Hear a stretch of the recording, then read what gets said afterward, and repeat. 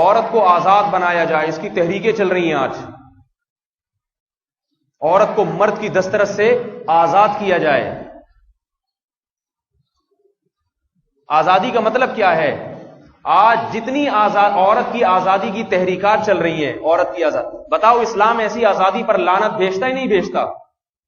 اسلام نے عورت کو شادی سے پہلے باپ کا تابع بنایا ہے اور شادی کے بعد شوہر کا تابع بنایا ہے۔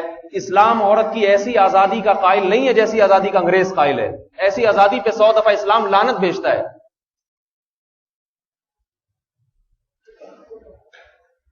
اسلام عورت کی جس آزادی کا قائل ہے وہ آزادی کیا ہے؟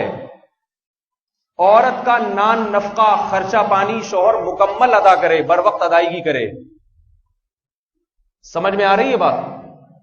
اس پہ تحریک چلنی چاہیے کہ جو مرد اپنی بیویوں کے حقوق ادا نہیں کر رہے، خرچہ پانی نہیں دے رہے، ان کے خلاف عدالت قانون بنائے، سزائیں بنائے۔ بتاؤ ایسی کوئی تحریک ہے دنیا میں؟ کوئی بھی نہیں ہے۔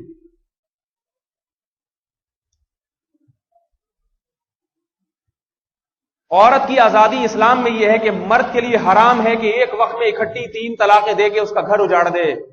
شریعت میں اس کو حرام قرار دیا گیا۔ تحریک یہ ہونی چاہیے کہ جو مرد ایک وقت میں 3 طلاقیں دے دے اس کے خلاف اس کو سزا ہونی چاہیے، جیل ہونی چاہیے، تاکہ عورتوں پر یہ ظلم نہ ہو۔ بتاؤ کوئی تحریک ہے؟ کوئی ایسی تحریک نہیں۔ کل ایک صاحب آ گئے 3 طلاقیں دے کے، پریشان کیا کروں؟ ہم نے کہا دے دی، 3 فائر تھے، چلا دیے، تو اب کیا کریں؟ ہم سے کیا پوچھ رہے ہو؟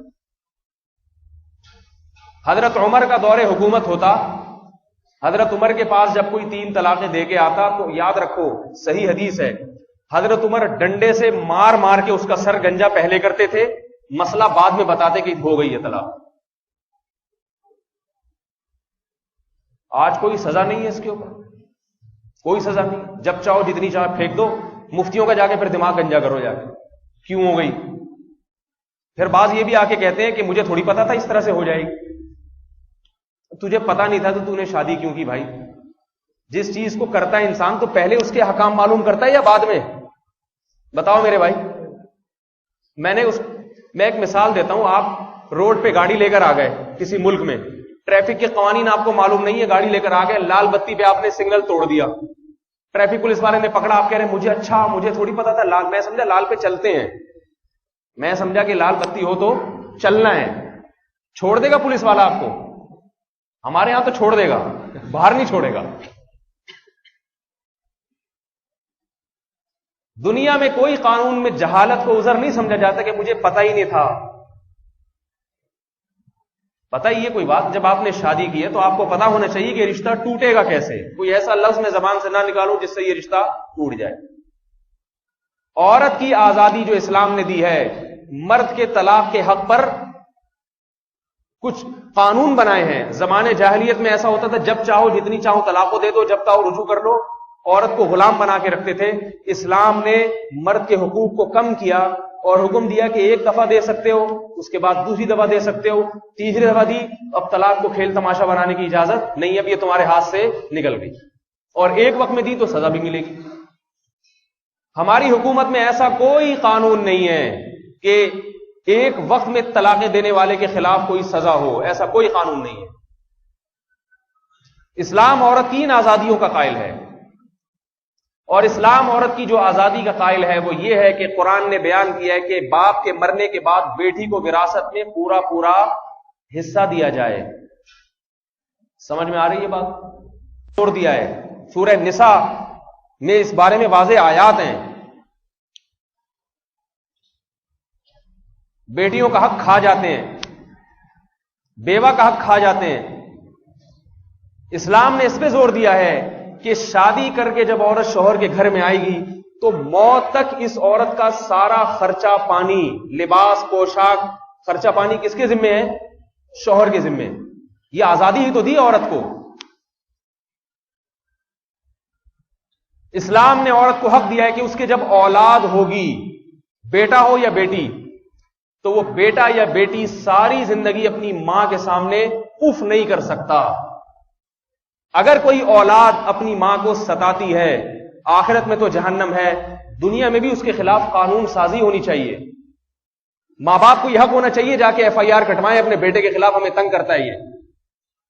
آج بیٹے تو FIR کٹواتے ہیں، یورپ میں دیکھیں ماؤں کی FIR ہیں، آپ تک ہم نے نہیں سنی کہ ماں نے اپنے بچے کے خلاف FIR کٹوا دی، مجھ سے تمیز سے بات نہیں کرتا، ہی کہتا نہیں کرتا تو اس کا بنیادی حق ہے، وہ جس طرح سے چاہے بات کرے، یہ آزادی دی ہوئی ہے۔ اسلام نے عورت کو یہ آزادی دی کہ ماں کا حق باپ پر 3 گنا زیادہ رکھا ہے۔ حملتہ امہ کرہن ووضعتہ کرہن، اس لیے کہ ماں نے 3 تکلیفیں ایسی اٹھائی ہیں جو باپ نے نہیں اٹھائی۔ حملتہ امہ کرہن، قرآن کہتا ہے اس کی ماں نے 9 مہینے اپنے پیٹ میں اٹھایا، یہ تکلیف۔ ووضعتہ کرہن، جننے کی تکلیف، بچہ جننے کی تکلیف جو آج کل ڈاکٹروں نے آپریشن کے ذریعے ختم کر دی ہے، اسی زمانے میں ہوا کرتی تھی، بچہ جننے کی تکلیف۔ اور وحملہ وفصالہ فی عامین، 2 سال 2.5 سال تک اپنی گود میں اٹھائے رکھنا، ہر وقت اس کی نگہداشت کرنا، یہ 3 تکلیفیں ماں نے اٹھائیں۔ اس لیے اللہ کے نبی نے فرمایا کہ تمہارے حسن اخلاق کا سب سے زیادہ مستحق تمہاری ماں ہے۔ صحابی نے پوچھا اس کے بعد؟ فرمایا پھر دوسرے نمبر پہ بھی تمہاری ماں۔ فرمایا اللہ کے رسول ماں کے بعد تیسرے نمبر پہ؟ فرمایا ماں کے بعد تیسرے نمبر پر بھی ماں ہی ہے۔ جب بیٹی اپنی ماں کی اجازت کے بغیر گلے میں پرس لٹکا کے بھاگے گی اور ماں اسے روکے گی، آپ دنیا جس آزادی کی قائل ہے نا، وہ یہ کہ بیٹی کو ماں سے پوچھنے کی ضرورت نہیں میں کہاں جا رہی ہوں۔ جس ماں نے 3 تکلیفوں سے بیٹی کو جنا ہو اور زندگی بھر اسے روٹیاں پکا پکا کے کھلاتی رہی ہو، اسلام کہتا ہے وہ ماں اگر اپنی بیٹی کو پکارے اور بیٹی نماز پڑھ رہی ہو، نفل نماز، تو بیٹی کو چاہیے کہ نماز توڑ کے اپنی ماں کی پکار کا جواب دے۔ یہ آزادی ہے اسلام نے جو عورت کو دی ہے۔ یہ آزادی آج پسند نہیں ہے۔ میں جا رہی ہوں، کہاں جا رہی ہیں میری مرضی، میں آزاد ہوں، میں حقوق نسواں کی قائل ہوں، مجھے آزادی دی گئی ہے، مجھ سے کوئی پوچھ نہیں۔ جب میں 18 سال کی ہو گئی مجھ سے کوئی نہیں پوچھ سکتا کہاں جا رہی ہے، کس کے ساتھ ٹائم گزار رہی ہے، میری مرضی۔ یہ سکھایا جا رہا ہے آج کل۔ اٹھا کر پھینک دو باہر گلی میں، نئی تہذیب کے انڈے ہیں گندے۔ سمجھ میں آ رہی ہے بات؟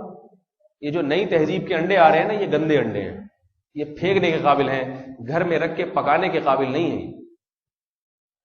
اب میں آپ کو بتاتا ہوں آج جس آزادی کا درس دیا جا رہا ہے وہ آزادی کیا ہے۔ میڈیا پہ اور مولویوں کا عجیب تصور بنا کے پیش کیا جا رہا ہے کہ یہ مولوی غیرت کے نام پہ قتل کر دیتے ہیں، اپنی بیویوں کو گھروں کے اندر بند رکھا ہوا ہے، جیسے کوئی چارپائیوں سے باندھ کے، کوئی جیسے بکریوں کو باندھا جاتا ہے نا، ایسا تصور پیش کیا جا رہا ہے۔